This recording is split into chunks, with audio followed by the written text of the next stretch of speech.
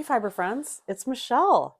Welcome to another episode of Stashdown, an ironic knitting chat. Well, this is video number 2 today. This is the long one. This is the actual episode. Maybe you caught the short, which is short number 1, Fiber Bite number 1. We're not going to keep counting them, right?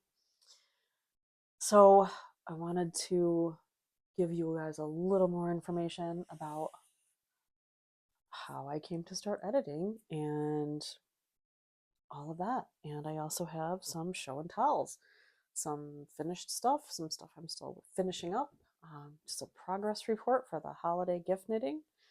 Christmas is come and gone, but got a couple more things I'm still finishing up. If I hit it hard, I don't know. I'm probably not going to make it by Thursday. Unless I can, I don't know, like just don't talk to me on New Year's Day. I'm just knitting. Like everybody just, we can watch a movie sitting together, but I'm probably going to be knitting because I don't think I'm going to get both of the last 2 pairs of socks done. But we're going to get as far as possible by Thursday night because I'm just going to, I know that's the first day of 2026, but I'm just going to, and I'm actually going to give myself some grace just through the weekend. If I can get everything done through the weekend, I think that's a little more realistic than maybe trying to finish it all by, Friday night, because that's not happening. Wait, no, not Friday night, Wednesday night. Wednesday night. First of all, we're going to a wedding Wednesday. And so, it's going to be rude if I'm knitting through the whole wedding and reception. That's not a thing. I'm all about normalizing knitting in public, but I think that would be frowned upon. And I think that it should probably be frowned upon for me to be invited to someone's wedding and show up and just sit in it. So I'm not going to go that far. Just so you know, I'm not there. Anyway, so yeah, lots and lots of things to share. Where to start? Okay, editing.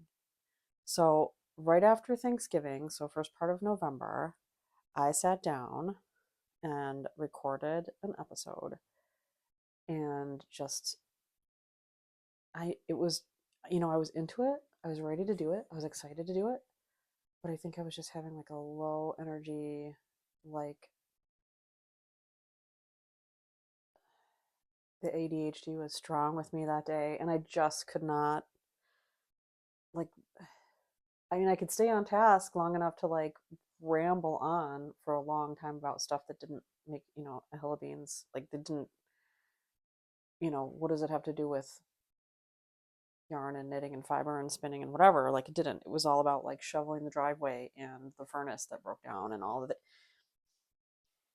Anyway, I mean, I guess I could tie it all in together by saying, here's this nice warm sweater that I was wearing and, yada yada, but not really. So I shelved it. I was like, this one just does not need to see the light of day. There was other stuff on it that was good. It was talking about 2026 goals, and even that got a little, like, it just got, like, if you think that I have rambled in any of these videos, and if you don't think that, you're being far too kind, or you haven't really been listening. Um, yeah, but this was like, I jumped the shark with the November episode. So, in that episode, I mentioned, and I'll shout you out again, Granny, because you gave me some really good advice. So I started following a YouTube crocheter vlogger that I just adore, Naughty Autistic Granny. I mistakenly said Naughty Knitting Granny, knowing that she's not even a knitter. And because in that episode I was just blah, blah, blah, blah, really just at an all-time level of crazy. Anyway, I just adore her. I love her content. I love her energy, and she's very responsive. I love that, when you comment on her videos and her other content, she comments back. She comments back. I didn't even use the sound effects there. I just made a funny voice. She comments back. Pretty cool. Anyway, shameless plug. to try to get you guys to comment because I want to talk to you. Um, anyway, gave me some great advice about an editing app that I'm just going to say it. It's called InShot. I'm not sponsored, obviously, or anything, but that's the app that I used. And there was a bit of a learning curve because I'm not techie. But I managed finally. The biggest learning curve part was chopping out chunks and figuring out how to do that correctly. But I managed to chop out this great big, I think it was like a 10-minute chunk. I was like, girl, shut up. Shut up. We all had to shovel if we had snow. We all have house problems like the furnace dies, on the coldest morning of the winter. It actually didn't die. I'm not going to even go into it. But it had to be looked at. Anyway, the end. Nobody cares. Nobody cares about your everyday mundane problems. We want to hear about, the yarn stuff and the knitting stuff and whatever. That's why we tune in, because we're all into that. We want to not talk about the mundane stuff around the house. So that was a big plus, that I could chop that out, and then had a little fun, poking fun at myself with some of the edit tools and adding things. And when I would like forget or get something wrong, I was having so much fun doing that. So from now on, I can be like, these are the whatever that I did, and I don't have it right handy, but I have a picture, or this is, what was that designer's name again? And I just, yeah, because I love having those tools now. It's awesome. But as I was editing it, I was like, I was just really, really getting on myself and kind of cracking myself up a little as I went. And I was searching for a good GIF. The Looney Tunes episode where Donald Duck, Disney adult, Daffy Duck is just, really getting abused by the animator, and it turns out at the end that's Bugs Bunny. If you know, you know. Bugs Bunny is the best. And at the end of that video, I just really wanted to post that, like a GIF of him, or I couldn't even find a good picture from him in that episode, kind of where he's got, you can see, like, I think he has like a pencil or whatever, and you can see that it was Bugs Bunny that was messing with Daffy Duck the whole time. I could find pictures of Daffy Duck and GIFs of Daffy Duck from that cartoon, but not of Bugs Bunny being the mastermind of messing around with the animation, because that's kind of what I felt like. I was sort of like, making fun of myself along the way. So that's kind of fun. So if you watched it, that was my first foray into editing. It did take a really long time. I usually take about an hour or however long the episode is to watch the episode back and make sure that, there isn't something. I'm like, I didn't even have to watch that episode back. When I watched that episode back to edit it, I was like, yeah, this is why I never posted this one. And this is why I didn't even really ever want to look at it again, because I was just like, God, you just really, really went for just too long on that one. Like, don't even think about it. So yeah, so thank you, Granny, for the hot tip. And thank you, Granny, for the tips about shorts. So since I do tend to ramble, something on my tongue, sorry. Since I do tend to ramble about stuff, this is gonna bug me. It's this sweater. I'll go into this because I talked a little bit about this sweater in the last episode. Sorry, I just bopped you guys all on the eardrum. Anyway, yeah, thanks for the hot tip on InShot. Thanks for the tip on working on some shorts. Well, I'm gonna hopefully use those just for like some quick updates. If I'm talking about a project, something that I'm, a whip along or something like that I'm doing, or just a Stashdown along. Hopefully we'll be doing some of those again this year. I can just quickly show progress along the way. So we'll do those and see how they go. But so that's how the editing came to pass. I still wouldn't mind maybe honing some of that with the help of Carter, but at least in the meantime, I have at least a rough way. You know, maybe down the road, the videos will just be, you know, fantastic, cool intro, cool outro, you know, cool, you know, all the things. Probably not. I do have a full-time career, but maybe at least the jump cuts will be smoother, and maybe I'll learn some other, you know, more sophisticated things to add rather than just things that are available to me on InShot. Or maybe I can, you know, learn to use some of them a little more creatively or whatever, by working with people who are more savvy about that. But leaving me to my own devices to figure these kinds of technological things out, this is what you're going to get. And hopefully at least, you know, some of the weird stuff I'll be able to edit out, unless it just needs to be left in so that everybody can just go, you're so weird. And that's okay. Anyway, the other thing I thought I would do is just reflect a little bit. Like I kind of have along the way. The last couple I've talked about all the socks that I've done, but you know, in the end, I didn't go month by month, but I stayed on task with the sock thing. I did finish, I think, when I was trying to count, I do think I finished 12 and maybe 13 pairs of socks. I'll just start my show and tell right now by showing you the finished 2 socks of the 2 pairs that I have left from gift knitting. I have sock number 1 for Will. It is the DRK Everyday sock, and this is Blackjack Randall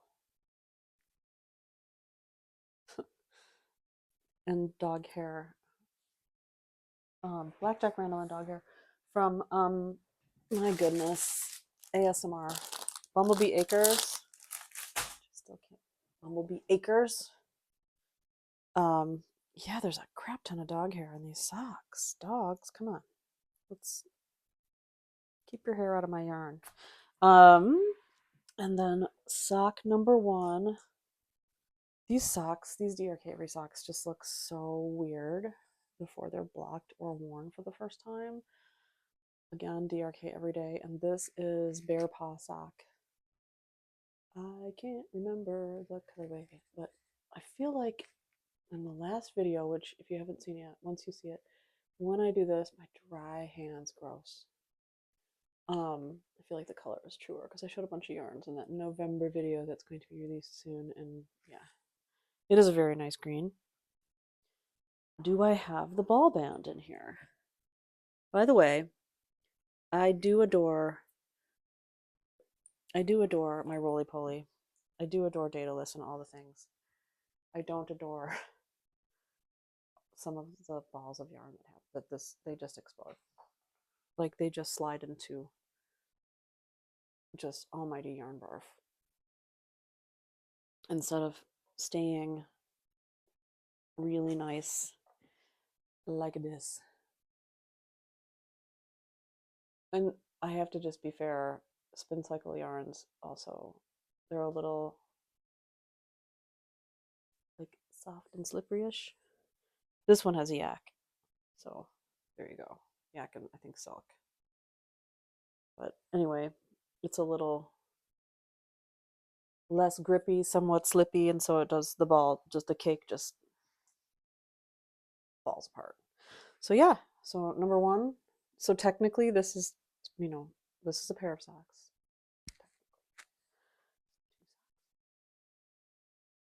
Will Carter. And sock number 2 for both of those pair are right at the toe, just started the ribbing stage. The other project, and so Emma's I finished Emma's socks. She's got them right now with her in DC visiting her dad, but I have pictures of them, and so I'll post that here. They're so pretty. The stripes, this is Freckled Whimsy. I love it, talking to the air. This is Freckled Whimsy. Colorway, something Halloweeny, I forget. But I'll put it up here. I can. She picked these colors because she's my girl. These were her Christmas socks. Yeah, I can't find that ball band, but I'll figure it out. Love Freckled Whimsy yarns. I'll go into that in a minute. But anyway, yeah, this was the colorway that she picked out for her pair of Christmas socks. So I love that. A Halloween colorway for Christmas socks. I also finished her Harlow Flip, which she also took with her on her trip, but I loved the colors that came out, how the colors came out together.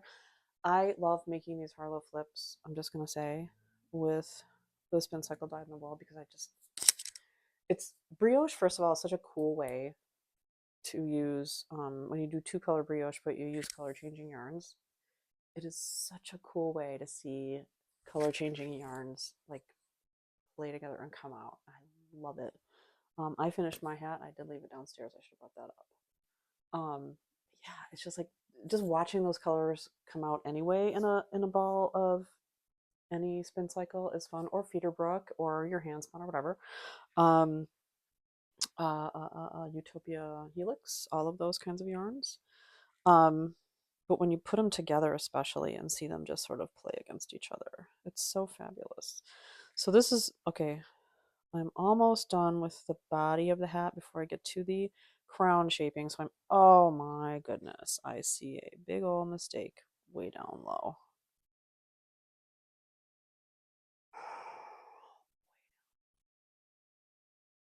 Way down low. And I know how to fix these mistakes by dropping down. Guess what I ain't gonna be doing? I ain't gonna be dropping the length of this project to fix that little. That's my signature. I'm just gonna have to show Carter that says right there. This is where it says. If you look really closely, it says Michelle.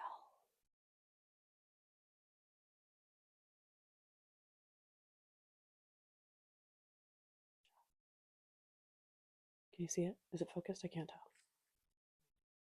Signature. I caught so many of those. So many. And fixed them.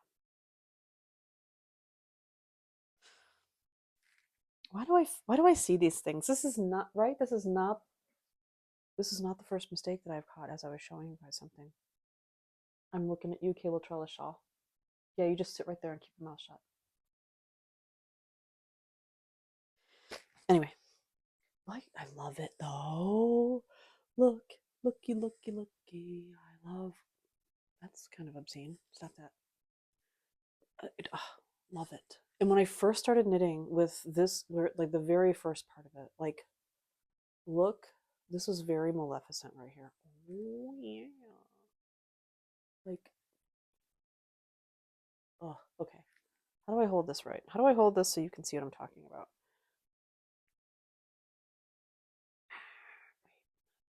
Like before the blue comes in. I'm not doing this well. Okay, I'm doing this backwards. Is what I'm doing. There we go. It doesn't really read it because you can see the blue. Oh my god, I just love it. The purple and the chartreusey green. But then the blue came in, and that's okay too. But then you go flipping the hat.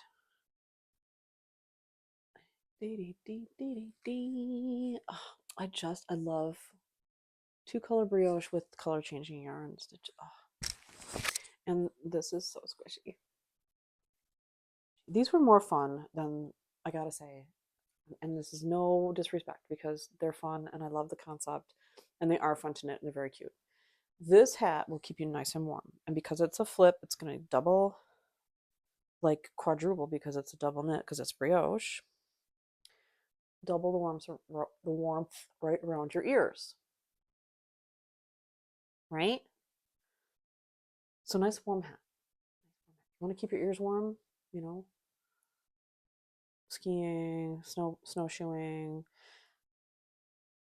walking outside in the cold, whatever you're doing, shoveling. You grab a hat like this, right? If you want to look cute, we're gonna talk about this sweater. If you want to look cute, you might just go get a cup of coffee later. IDK, you're gonna wear a hat like this. Ooh, it's really pretty. Really pretty though. This is Zion from the National Parks Hat book. by Nancy Bates. I made this, y'all. Look at that. Look at the, first of all, I need to put the baubles up there. Yeah. Look at my face. I want you to appreciate the baubles. Can you appreciate the baubles? I can see it, but they're not popping out. Let me see if I can. Okay, if I do this, let me get my face way down low. You can kind of appreciate it because it's flat on. You still can't really see as much texture. I'm looking at it both on the screen. This is so awkward. Maybe if I do this. Still, in person, the texture of this hat is even better than on the camera. I love this hat. I got more compliments on this hat when I was sitting and knitting it while it was in progress. And yeah. And here's the other thing. One comment. And again, I think Nancy Bates is fantastic. I think her designs are really cool, and I love that she's doing these book collections of the 50 states and all of that. The Washington hat that I did, that I showed everybody. I wonder if I can go. Probably can't go. I wonder if I can pull a video out and add something now. This is internal conversation I need to have later because I would love to be able to go Washington hat. Anyway, maybe I'll just do that sometime. Just be like, oh, I could do a short. Forget it, because I don't have them anyway. The kids have them. They probably didn't bring them back from Washington. Anyway, they're not. There's no sizes. It's like a one size situation, and I have a big giant head, as I've mentioned in my last video. When I first made this, because of the color work and everything else, I was like, I hope Angie doesn't have a very big head. You know, it was almost like a large child size. I mean, it was just like, ugh. And then I recalled my good friend Lori, who made 3 Washington hats, saying that she had to go up needle sizes because her first one turned out small. That blocks right out. Boop. I edited my own swear. The S word, but that block. It's, first of all, most of this yarn is Malabrigo. I love Malabrigo Rios. It stretches. I'm gonna put your hat on, Angie. You probably don't watch these videos anyway, but now it fits my big giant head, and it actually goes down over my ears, and it's so cute, you guys. Can you see the texture now? Now I can't even see what I'm looking at, so hopefully I'm in frame. And you see the texture. That didn't really work with Can You See the Love Tonight, so I just stopped singing it in that tune. Anyway, I don't even know what you're looking at, so we'll have to figure that out later. So that's Angie's Zion National Park. The next one that was like freaking small before I blocked it, because blocking is magic, is White Sands in New Mexico. Anyway, White Sands. I thought this was going to be Boring, but it actually went really quickly. And these welts, it's funny because I was talking in the November video. Hopefully you've seen it already. Oh, this is so soft. So soft. Malabrigo Rios. I have to stop talking really low because even this microphone is not picking up when I go really low. So I have to remember to stop doing that. Anyway, I thought it was going to be uber boring. It was actually uber fast, and it went really quickly. And when I was complaining in the last video, not complaining, I mean, I was just saying, about welts in the ooey gooey socks and the ooey gooey sweater neckline, and just being like, oh, welts. I mean, I did welts here, and I did this before I started the ooey gooey stuff with the welts on either of the ooey gooey things, and this is a smaller circumference thing. I just love to feel them. This is nice. This is sort of like, I'm just gonna sit here and do this. It's like stimming. Anyway, yeah, it wasn't bad, except again, it felt like it made it a little sort of tight, and it even looked smaller when I finished it before I blocked it, but that blocked right out. And again, I'm wearing everybody's hats, but it's down over my ears pretty nicely. Again, these aren't like, this is, you know, this is superwash merino. It's not like, this is like hiking when it's sort of chilly out, but not too bad. Like you know, when you first maybe need a hat in the fall and maybe a little bit still in the spring. And I did a pom-pom. I made pom-poms for the first time. I haven't put the pom-pom on the last hat that I'll show you, but it's the same yarn and it's slightly bigger. This was the second pom-pom because I didn't have as much yarn left. But yeah, white sands, and you can just it's a stimming thing and it's a hat. But anyway, yeah, not as boring or tedious as I thought. It actually probably was the quickest one to knit, and I actually liked it a lot. And I think it would be really cute if you just did this hat with just different colors, like a black with like a super bright like highlighter yellow chartreusey thing. Oh, or like a black with one of those like yarns like this. Hang on.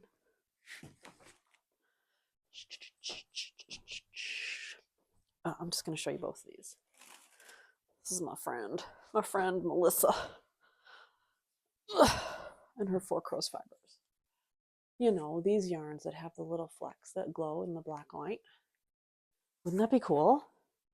Like Malabrigo Rios black with like that in the little, where the gray is, Pukanut. Anyway, ideas. White sands.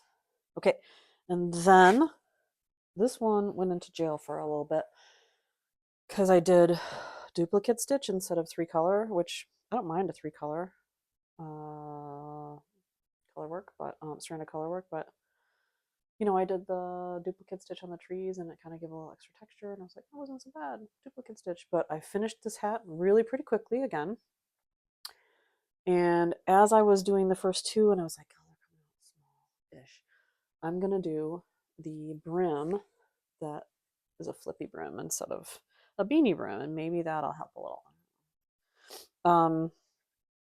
Anyway, this one was also a little tight because it was color work, but blocked out really nicely. But I finished the hat with the color work, and I was like, I'm gonna go right into the duplicate stitch. This duplicate stitch was not.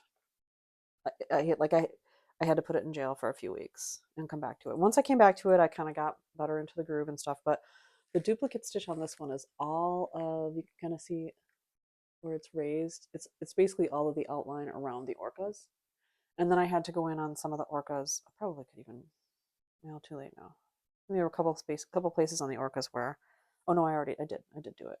Where I just maybe didn't, like I did white instead of black or black instead of white, and I didn't notice it until I went in to do the other duplicate stitch, and so I just went in and did some other duplicate stitch. But this is Glacier Bay. And it fits really well on my big giant head, so it should fit Alex really nicely. There it is. The orcas.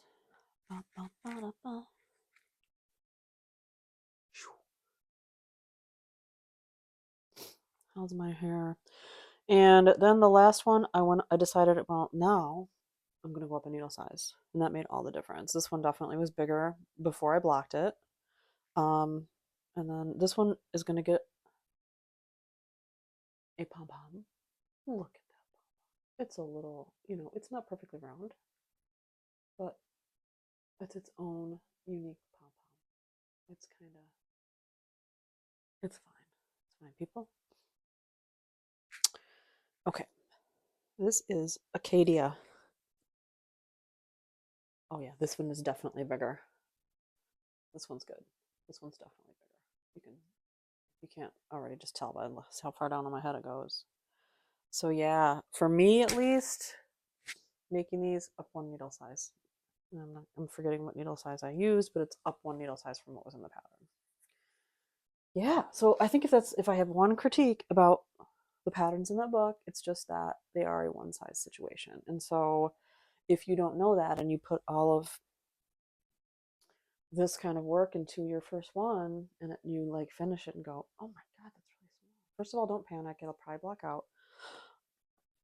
I just realized I was going to show you how I blocked these hats because I think I did talk about that before. I was like, I don't know how I'm going to block these, but they're small. I did talk about in that November, but I'm here to show you. These all turned out really good. Got to get the pom-pom on the Acadia hat and get pictures taken of them and then ship them. slightly belated Christmas presents. Yeah, so I found a bowl in my kitchen that was big enough, not super big, but big enough that it like just sort of fit on the top of my head. That's just weird, but it did. Like it didn't like sit on top of my head. It like actually kind of like my head would sort of fit in it a little. Figuring that the outside of the bowl was even bigger than that, and then I have like these a whole bunch of like the battery operated candles. So I had one of the taller pillar candles, around about this big around and kind of taller. Set that on top. Spread the damp hat right on over the top of that bowl, boy, and that was the perfect blocking solution to those hats. Worked like a charm. So yeah, there you go. So, okay, that's all my gift knitting progress that I have to show you. So Carter's hat I'm gonna wrap that up probably today, I would guess. And then I'll finish up the second socks for both Will and Carter, and I think I'll have those done by. I know I won't have them done by the first, but I probably will have them. I my goal. There's so many things I want to get my hands on, but I'm like, no, I'm so close to all of my except the woobles. Okay. So anyway, I was showing you these yarns. This was just like an impulse buy because at one of the Madison Knitters Guild meetings, Melissa was vending her beautiful 4-coast fiber yarn. This one is Ivy and Asters, and it is 100% 19.5 micron superwash merino. She is just a master dyer, and I love her. And she's a great teacher of dyeing and all things. So I love that. And then this is Luck of the Not Very Irish. And I love that vibrant green, and those are the little nabs that oh my god, focus please. See, camera, you want to focus on that delicious goodness. The glow in the black light. So these two together are going to be a Nightlights cowl. For when I go clubbing in the Arctic blacklit nightclubs. I need to be warm and fashionable in the black light.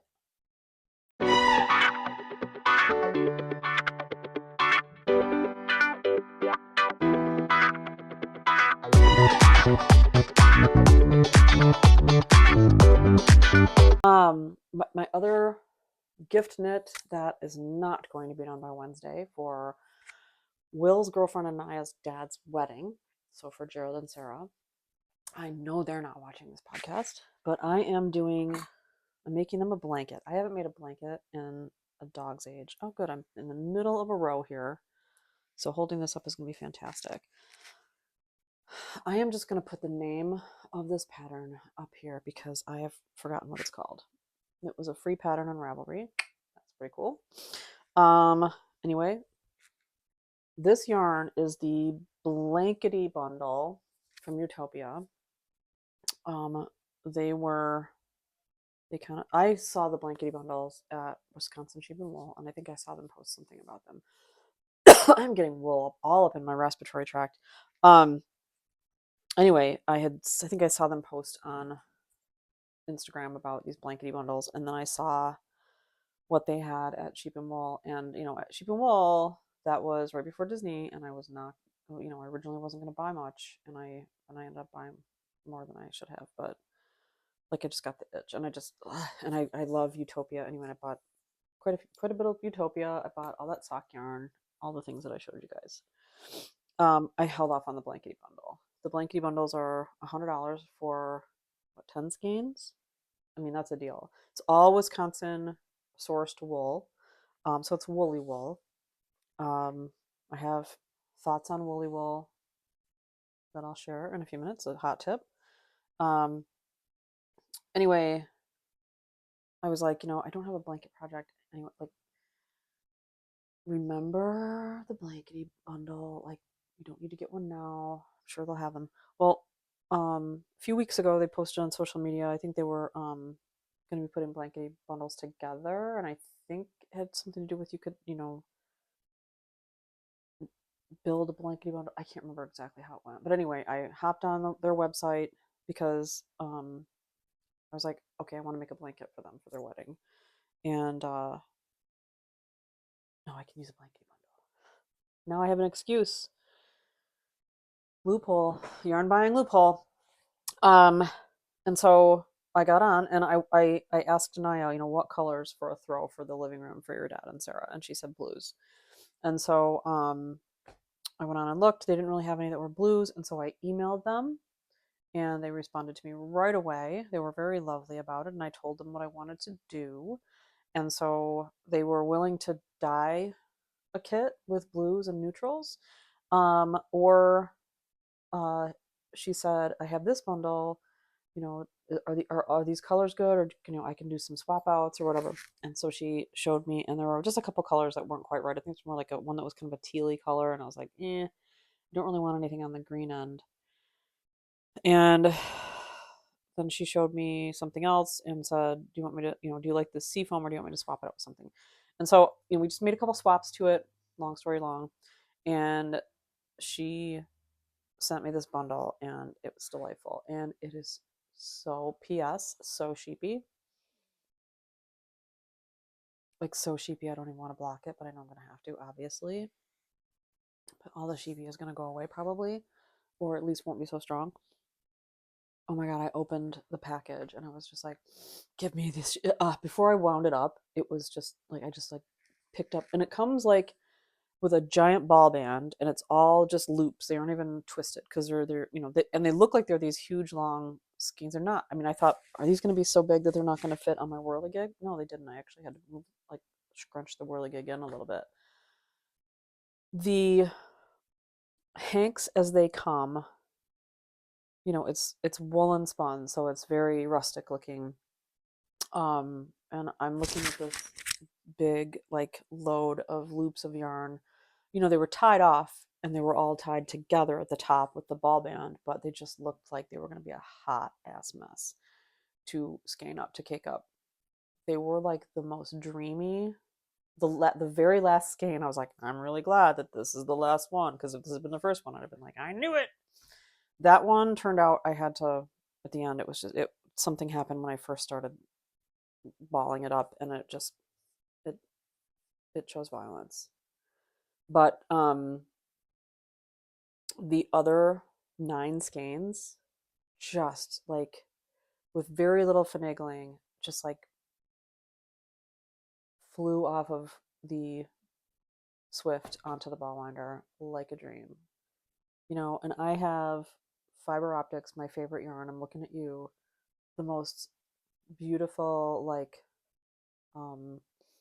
merino cashmere nylon you'd think would just like make itself into a ball, suck to make into a ball. Every single skein, I don't know who or how winds those cakes up, but they're doing it wrong. It's unlike any other. And there's been a couple, like every once in a while, a spin cycle one won't come off so well, but this one, look, I was just like, okay, I'm in it for the long haul. This is going to be like, I'm just going to have to like stay strong while I'm scanning up this yarn, and it was just like, could not have been better. And I know that maybe only some of you can appreciate that. Like, it is so important when you have to cake up yarn that you're not fighting it, and it's not breaking and pulling, and especially with the electronic winders like the roly poly. You get it going and it looks like it's going really well, so you're turning it way up, and you really want to get a nice tight cake, otherwise you get that yarn barf that happens. So you want to get it going really quickly, as fast as you can, and get it spun, and put your finger on the off switch, because man, when that locks up, when the yarn gets stuck, it's just like it'll rip your yarn apart.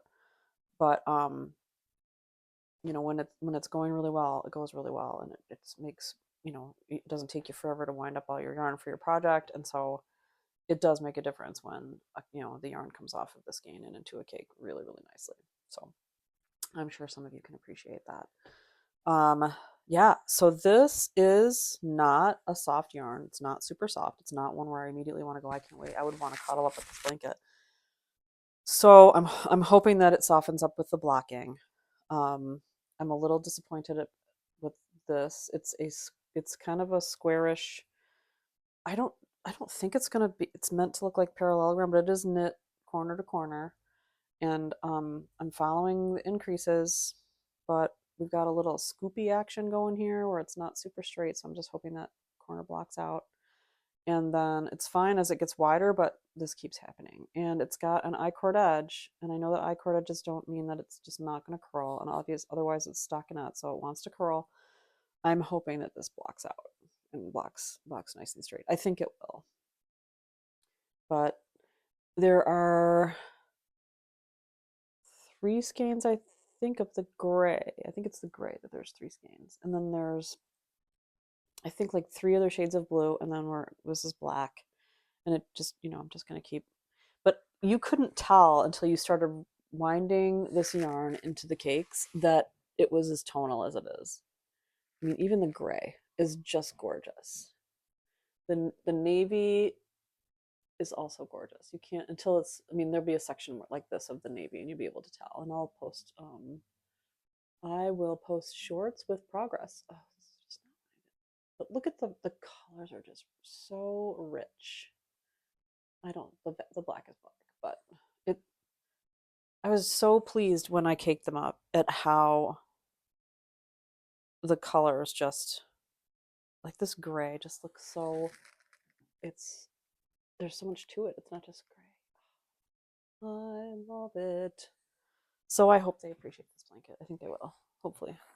Hopefully. And this one's not really a traveling project. It's a sit on the couch project. I am using these. These are from Sun Valley Fibers, not Sun Valley Fibers. Yes, Sun Valley Fibers. I love these. And I never used them, so I was like, hey, I'm gonna pull these out. And I just, first of all, who doesn't love that sound of the ball bearings? Love it. And I do appreciate that this woolly yarn doesn't turn into barf because it just loves to stick to itself. And yes, as I'm working on this, every once in a while I'll just puff it because it's got amazing lanolin smell. Okay, where are we? We are at 45 minutes. Okay, I will wrap up the yarn show and tell. So you're gonna be very proud of me.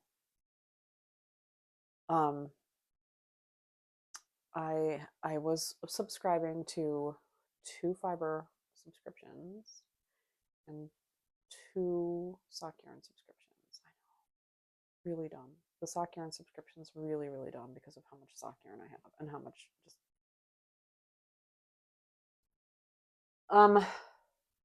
But I got sucked in. For a while I had belonged to Freckled Whimsy's Halloween sock. It was like an all year round Halloween sock. Because I love her stuff. It's all self striping, and her Halloween collection was awesome, and I have a lot of it in there. And what I have is fingering weight.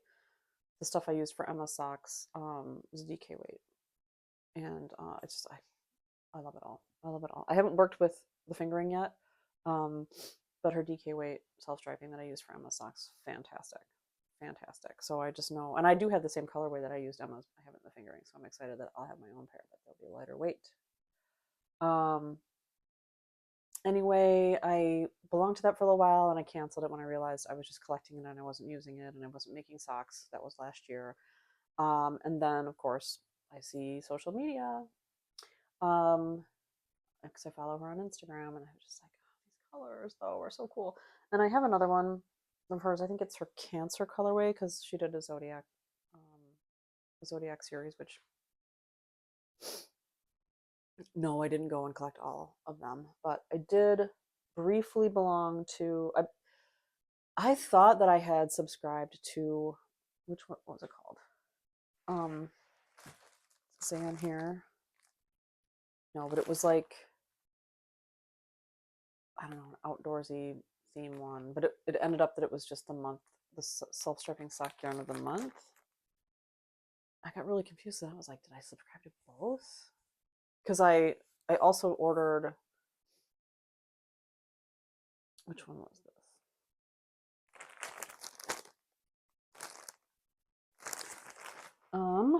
Let's see.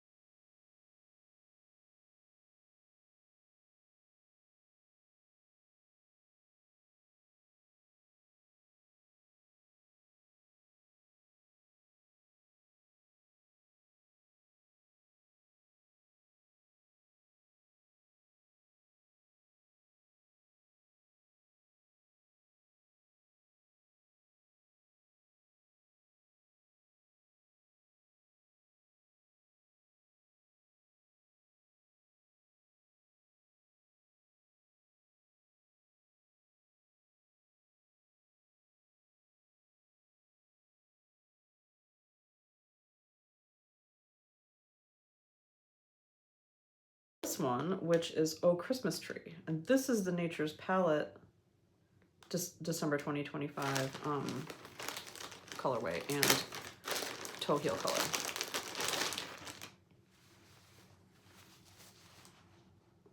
I really love that. And I don't think I have a nice green variegated for socks. Oh, so pretty. And this is DK too. This one, the other one is fingering. So not only was this DK, and this is what I thought, this is the subscription that I thought I was on. This is fingering. I mean, they're great. They're all great, but I just thought the Nature's Palette sounded like it was going to be, I mean, I don't know what, these are probably all going to be fine too, but Nature's Palette just sounded like they might be, I'm so sorry. I don't know, like I'd like them more or something. I definitely like this one better than the other December, although I do love the other December. This is the January one. So the January one came and I was like, again, it's the fingering weight and it says monthly self-striping club. So then I went on the site again and I was like, yeah, that's the one I know that I'd pick the other. Anyway, so another long story long. I had decided, okay, look, you can't keep saying money's tight, money's tight, money's tight, and not like continue to be subscribed to 4 subscriptions a month. That's ridiculous, Michelle. And you don't need any of it. You don't need any of it. So I was like, okay, I'm gonna wean down slowly. Because I mean, let's face it, there's a dopamine hit when you get your subscription. So I can't go cold turkey. So you can pick one fiber and one sock club. So this was the January. This is called Polar Bear Shenanigans. Again, it's the 75/25 Superwash Merino Nylon, and it's very pretty, very pretty. Look, see, it is very, very pretty. But I think I was seeing the January nature one too. Like, that's not what I got. What's going on? So yeah, I was somehow subscribed to the wrong one. I don't know if that was an accident or if I clicked the wrong thing or I don't know.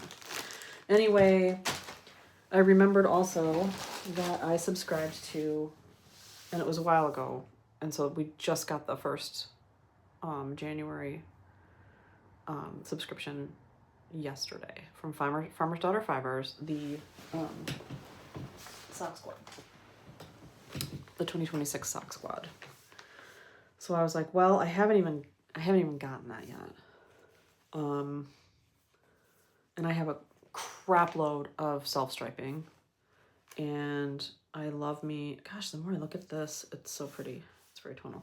I love me some Farmer's Daughter Fibers. I just really, really do. And so I decided I'm gonna cancel because I have a lot of yarn right now from Freckled Whimsy, I'm gonna cancel that subscription and go with the Sock Squad. I didn't realize till like I was just thinking yarn, more sock yarn, and it's kind of this cool the journal that comes with it, where every month, come on now,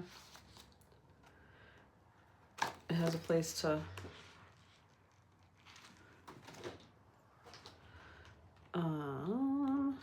there's 3 yarns that are part of the club, so they kind of alternate month by month which yarn. This one is Great Fall, but this is Highland Sock. It is Highwood sock. It is 80/20 merino superwash merino nylon. And you for this you get like a you get a main skein and a toe heel color mini skein every time. It has a goal tracker at the beginning for every month, so you can mark off if you finish your pair of socks for the month. So I gotta get rolling. And then some links to the Discord group, the Ravelry group, and the Farmer's Daughter Fiber blog. And then month by month, it's just got pages in here with some color inspo, just a calendar to keep track of things, and oh my goodness, the name of the yarn and the colorway, and just places to keep notes and things like that. To talk about the socks that you made for that month. And so kind of has a spoiler because it kind of shows you the colors all along every month, but I'm excited. I'm gonna keep this one going for the year, and I discontinued Freckled Whimsy for now. And if I'm just dying when she posts something and she's got extras, you know, maybe I could just pick an extra one up. This is the colorway. This is colorway doobly-doo. Well, it's January 26th. Colorway, Deep Winter. A nice tonal. Like when I first pulled it out, I was like, oh, it's blue. Well, if you look closer, my gosh, it's nice and tonal. Look at that. Really nice and tonal. Now, I don't know that I'm gonna go crazy town with different. Here's the toe color, toe and heel. Which I don't know, maybe I'm thinking I might just do like a random stripe. Like every once in a while, I'll throw a stripe in. I don't know though, because I don't know what I'm gonna do. I may just do a mini, like a toe heel thing. But I'm loving me the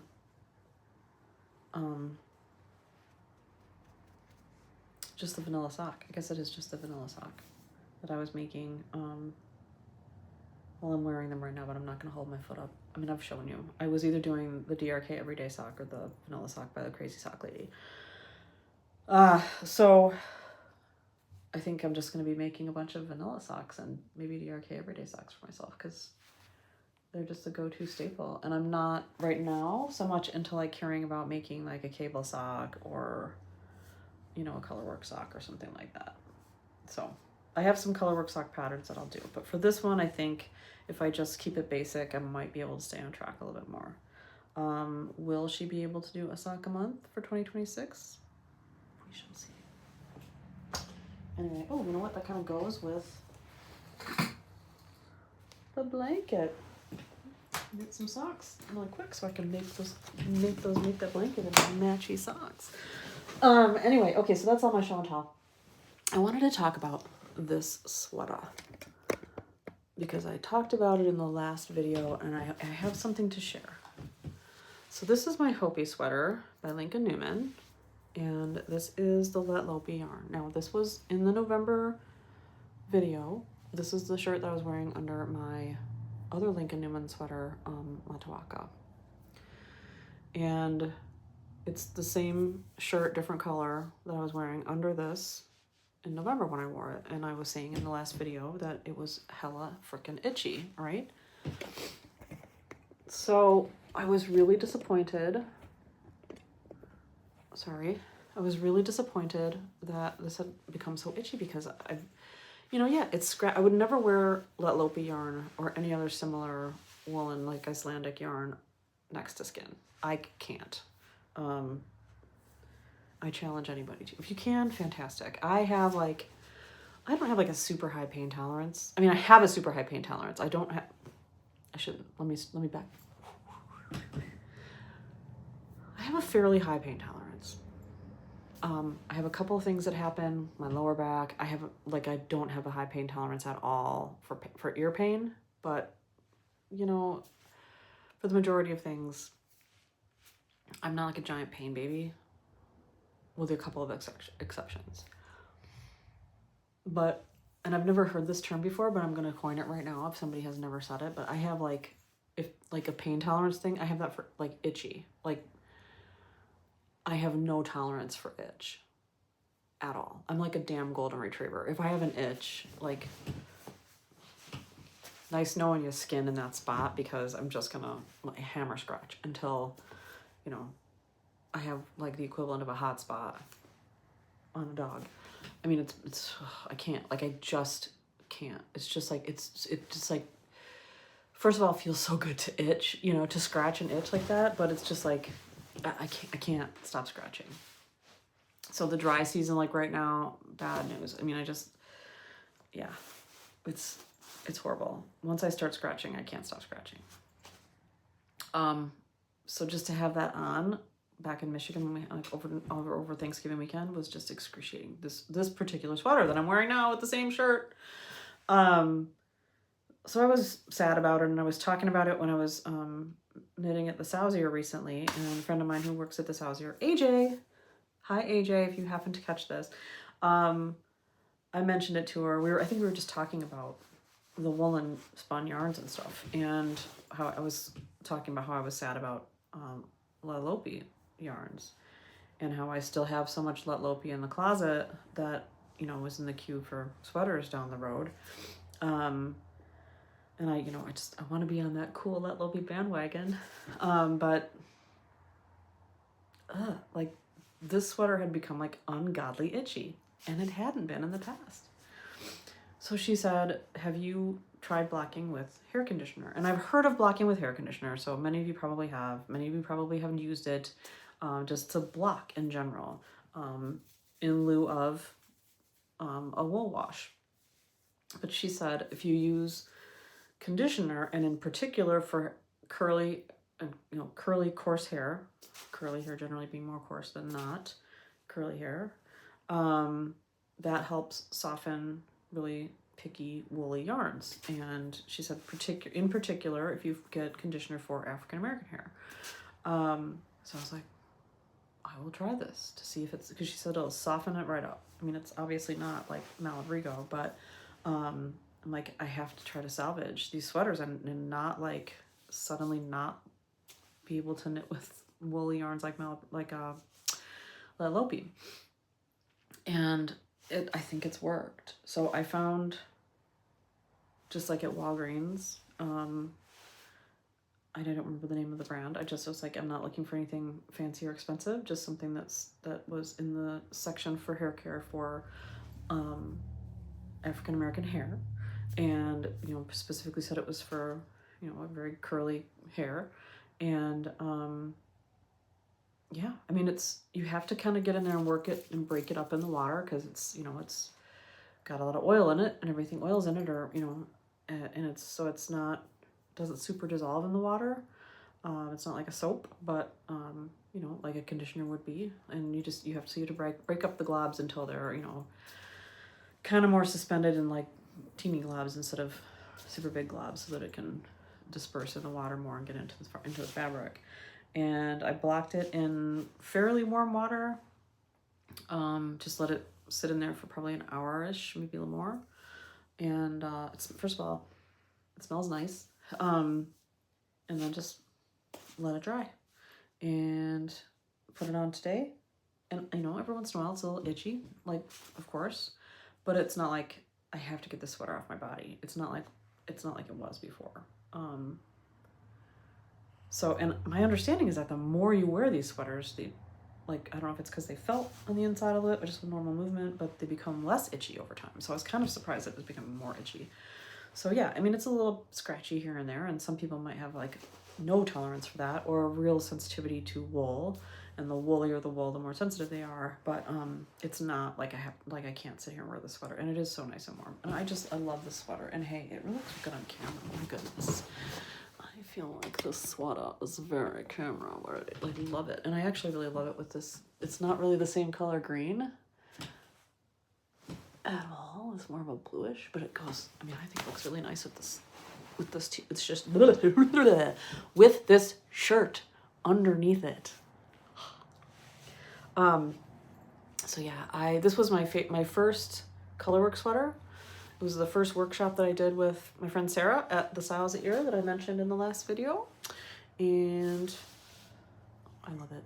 And it is also my first Lincoln Newman sweater, and I love her sweaters. It is in her first book. It's downstairs, and I can't remember the title.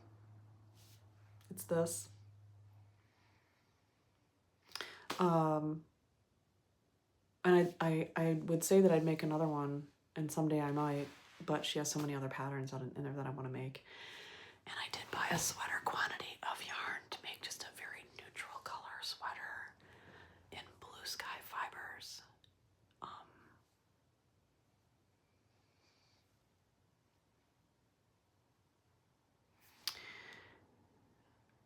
Because and that stuff is pretty soft. It's like a woolen spun, but you can tell it's super soft just by feeling the cakes. And just in like neutrally bronzish, like, haven't totally decided which one of hers I'm going to do. One of them out of one of the books. I think it's Foika. Just because that, I didn't, yeah, did I talk about it? Yeah, in the last video that I wasn't sure I was going to be able to use Let Lopi anymore, but I really wanted to use more Kelburn Wool and Scout. This is very comparable to Kelburn Wool and Scout, but I've been wanting to knit with Blue Sky. And I just was like, all of a sudden got this wild hair that day after like needing a sweater in this house to stay warm, and not being able to wear this itchy thing, which isn't itchy anymore. To just make something in just all neutrals, like a really pretty color work, but not really color, just like browns and tans and cream and like oatmeal-y, like that just like all of a sudden, like it's not normal for me. Even AJ was like, this isn't normal for you. It's like, I know, but I just all of a sudden got a hankering for a very neutral but beautiful color work sweater. So I am very excited about that, and it's going in the queue. Okay, so got a picky sweater, think you hate knitting with stuff like La Lopi and Rama and things like that, give it a try with scratchy garments that you've made that you feel like maybe now you can't wear, or anything like this one. This one actually softened up. This is the one that I made with Brooklyn tweed. This is the through lines, and it was very sort of, just the nature of the yarn was really like stiff, and then like the purple in there is spin cycle, which isn't like that.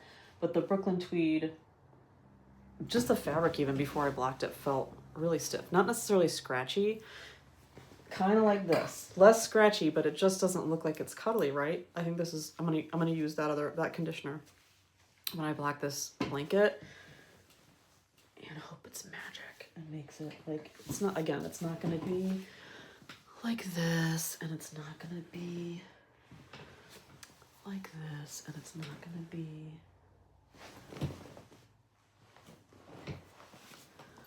like this, and it's not gonna be like this either, but it's gonna, I think it's gonna have, this is actually quite soft now. I was really surprised at how that just the blocking, it did things to the yarn, and it was in a good way. In a good way. Let's see, there's something else I was gonna mention, and I forget. I'm looking around to see. Oh, okay, again, I'm not here to like promote brands or anything like that, so hopefully this isn't something I'm gonna get in trouble for. But I happened to catch these on the counter downstairs when I was bringing stuff up here for show and tell and everything to start this episode. And I was like, another idea for a short down the road is I'll maybe mention something in an episode, and then in a short tell you how I like it, whether that's a yarn or a project or something like this. So this is the dry nasty season, and I don't know, even in the summertime when it's not dry out, if I'm doing a lot of knitting, especially with woolly wool, I have to put lotion on my hands. There's a lotion bar that I got from the Madison Farmers Market. I don't have any right now with me, but it's a local. They're actually in Whitewater, and they're awesome. I love their patchouli lotion bar, and I have a bunch of them, and I just keep them in bags. I keep one by my chair in the family room where I knit a lot, and I'm just, if I'm knitting and I just feel like, it just feels like my hands are just super dry and everything's slippy, then put that on. And hope anybody that I'm knitting something for that ends up having their project smell like patchouli a little bit. It's nice. It's not like overdo it patchouli, but it's nice. But I really like it. Anyway, I'm gonna try these hand masks that I picked up at Sephora. The Nourishing and Comforting, what is that? Wild Mango Butter. I'm reading it backwards. And then this one probably smells even better to me because I love coconut. Coconut extract, nourishing and soothing. I've tried this kind of, not necessarily Sephora, but like packaged like this, like the face masks that look kind of funny on your face. I've never tried the hand masks. So, but you know, this time of year, we gotta take care of our hands, right? Because they get dry and cracked and all of that. When I was in private practice as a vet and I was doing surgery all the time, especially when I was doing it almost every day, especially in the wintertime because of how often we had to wash our hands, you know, between surgeries and all the things, I would get the deepest cracks in my thumb right here, especially if my thumbnails were super duper short, and the skin would just crack right there, and my thumbs would just throb. They would hurt so bad. And even on just my, not just my thumbs, but sometimes it happened on my fingers too. Like right there, not really the cute, just like the edge of, and it wasn't a hangnail, it was just literally like a deep, when you get those deep cracks. Only in the wintertime, because, you know, surgery was all year round, but because they would get so dry. Ugh, thank goodness. So, since I've not had to do a lot of surgery all the time, even before I was out of clinical practice, and was still practicing veterinary medicine, but wasn't doing a lot of surgery, that made a huge difference. So I know it was just from constantly washing my hands with like that surgical soap and stuff like that. But they still get really dry, I mean, as you can see, in the winter. Plus, I'm obviously needing to drink more water because I'm just generally dehydrated. I look like I have old lady hands, and I'm not that old. I'm not that old. Anyway, I'm gonna try these. And I'll let you know what I think. And not because it's a Sephora brand, so please don't, but I'm sure these come in, like, they probably have them at Walgreens, Ulta, places like that. No, just generally. I'll let you know what I think. Take care of your skin so that, you know, your hands don't get sore and cracked, and you can knit comfortably or spin comfortably or crochet comfortably. And I think that's about it. And we're at minute 10, at least pre-edit. Probably have a couple things I can snip out of here, like trying to pull fuzz off my tongue from this thing, because that is just not something you need to see. And what else? Otherwise, I probably should just like get back to the hat knitting and sock knitting so I can finish these. Send your good energy. Probably by the time I get this posted.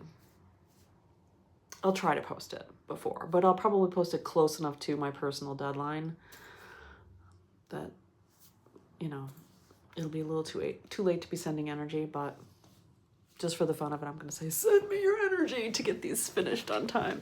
Because then, baby, it's sweater year 2026. And you saw the laundry list of people and the laundry list of sweaters for me that the laundry list of sweater patterns, those are just for me. And I realized after, when I was editing and then listening back and hearing myself talk about other sweaters, like I didn't put the halibut on that list. There was another one. Yeah, there are others in there that I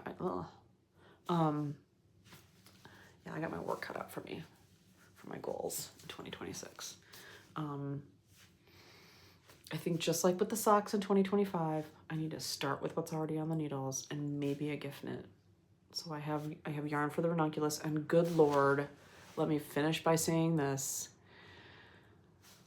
So I decided the sweater I was gonna knit for Anaya was a ranunculus, so I could see what the hype was all about. So I hopped on YouTube and I searched on YouTube, you know, basically like, why is the ranunculus sweater pattern so popular? And there's a bunch of stuff. A lot of stuff comes up when you Google that, people with a lot of opinions. And the first one I checked out was somebody who had like 7 reasons why I think this is, you know, a good sweater pattern or what it was. And she's knit like 7 of them. So I was like, okay, well, she seems like an authority on this. And I thought her reasons were valid for why she thought it was a good pattern. But then she was showing her sweaters and I started going, I want one. And then my brain was like, one of the things that was good about the sweater is that it doesn't take very much yarn, allegedly. So I was like, what if I did it with Farmer's Daughter Fibers Bear Paw Sock and Odang lace weight held together?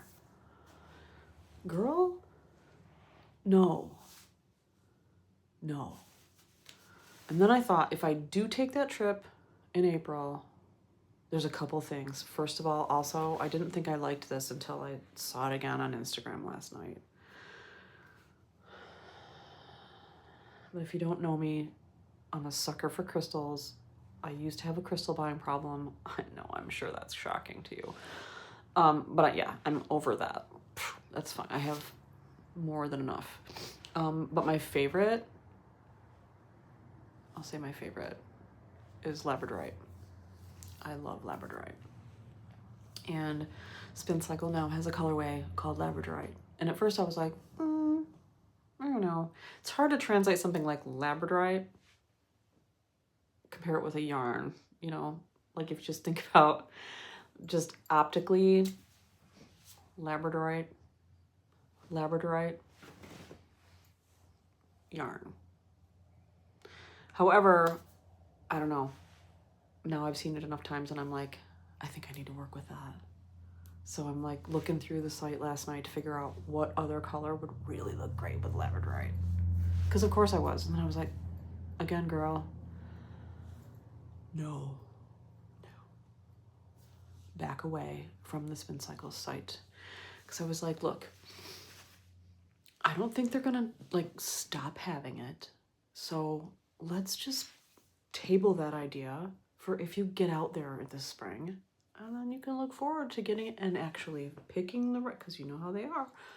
You know, you could ask for labradorite, they send you one that's got more of the colors in it that you didn't want and less the ones you did, because it's color changing in that whole thing. And you can really put it up next to it and not just a picture of 2 different colors. You can really come up with something cool. Wait until you actually get out there and you make a plan for a special purchase when you're there in the real store. So I didn't put it in my cart. I chilled out and backed away. And I did the same thing with the idea for the ranunculus sweater for the Farmer's Daughter Fibers. Because if I stop there too, just make a list and take it with you. And then, you know, and in the meantime, prove to yourself that you're going to finish some stuff, okay? Finish some sweater whips and maybe get good headway on a new sweater, like the ranunculus for Anaya. But remember, cost you $40 for a sweater quantity. You were really excited about that. Yeah, so I think my word of the year is going to be discernment. I've used that as a word of the year before, and it helped when I used it the first time several years ago. Not for yarn. This was before I was like a huge yarn snob. I was buying a ton of yarn. But I was like kind of not watching what I was doing a whole lot in another area. So we won't talk about that as a pattern for me. But anyway, that is that. It is 1 minute and 17-ish almost seconds. So I'm gonna end it here because this isn't a short. But here's to more shorts. And here's to 2026. May it be a good stash down year for all of us. May we be able to remove the irony from an ironic knitting chat in 2026. Send the good energy. Get out there and get your fiber on. The last of the fiber for 2025. Make your goals for 2026 and go out there and achieve it. All right. See you in the next one.